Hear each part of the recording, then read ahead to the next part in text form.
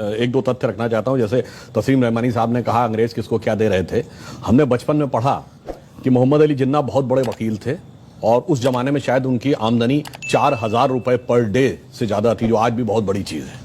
और मोतीलाल नेहरू उससे भी बड़े वकील थे। मैं पूछना चाहता हूं, ये उस जमाने में हजारों रुपए पर डे की आमदनी के लिए पेमेंट कौन करता था?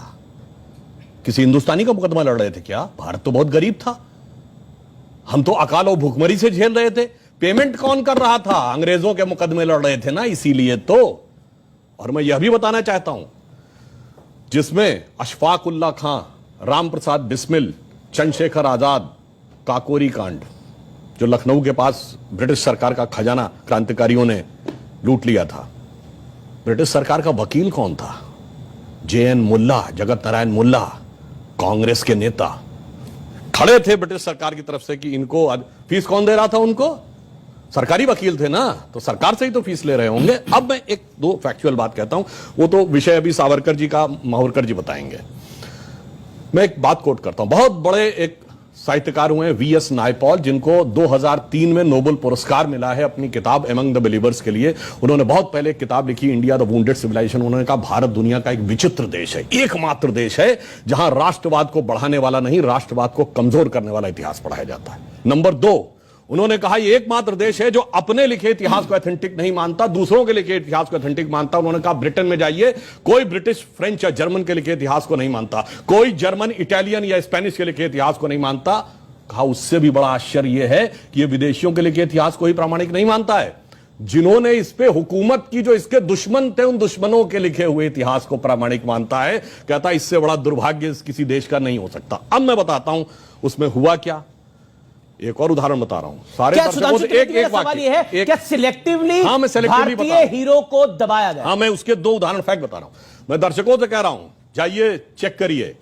एक KGB के जासूस था जिसका नाम था यूरी बेजनेव, जो भारत में पत्रकार बनकर 70 के दशक में रहता था। उसके संस्मरण पढ़िए। उसने लिखा, हमें एजेंडा दिया गया था कि भारत की संस्कृति को कैसे तबाह करना है और उसके लिए हम क्या क्या कर रहे थे। जो बात इन्होंने कहा कि नूरुल हसन साहब बने तो उसके बाद क्या हुआ, वो छोड़िए। अब मैं एक उदाहरण बताता हूं।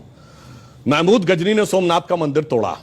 जवाहरलाल नेहरू ने डिस्कवरी ऑफ इंडिया में पेज नंबर 235 पे यह लिखा कि वो तो एक योद्धा था, उसका धर्म से कोई लेना देना नहीं था, उसने जो लूटपाट की है वो अपने किंगडम को इनरिच करने के लिए की है। जबकि हकीकत यह है कि खुद महमूद गजनवी के साथ आए हुए उसके राइटर उतबी, उसने अपनी किताब तारिकुल यामनी में लिखा है कि जब उसने मंदिर पे कब्जा कर लिया और उसके पास राजा और पुजारी पहुंचे कि ये शिवलिंग मत तोड़िए, इसके लिए हम 1 करोड़ स्वर्ण मुद्राएं देने को तैयार हैं, और उसके सलाहकार गए तो जानते क्या जवाब दिया महमूद गजनी ने?